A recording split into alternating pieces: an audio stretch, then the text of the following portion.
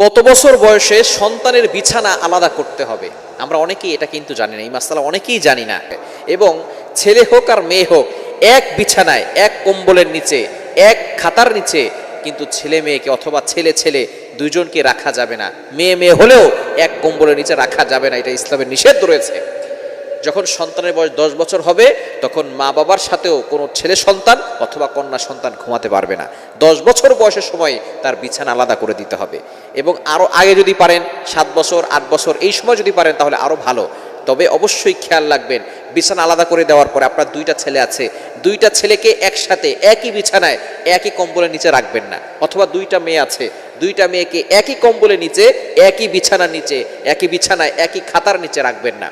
তাদের একটা খাট হলেও যদি 2টা রুমের ব্যবস্থা থাকে আলহামদুলিল্লাহ ভালো, যদি 2টা রুমের ব্যবস্থা না থাকে একটাই খাট থাকে তাহলে একটা খাটের ভিতরে দুইজনের মাঝখানে একটা কোলবালিশ অথবা পার্টিশনের ব্যবস্থা করবেন। দুইজনে আলাদা খাতার নিচে ঘুমাবে, আলাদা কম্বলের নিচে ঘুমাবে। এক কম্বলের নিচে ঘুমালে অনেক সময় বড় ধরনের গুনাহের কাজে লিপ্ত হওয়ার সম্ভাবনা আছে। এজন্য অবশ্যই 10 বছর সন্তানের বয়স যখন হবে তখনই বাবা মা সন্তানকে বিছানা থেকে আলাদা করে দিবেন।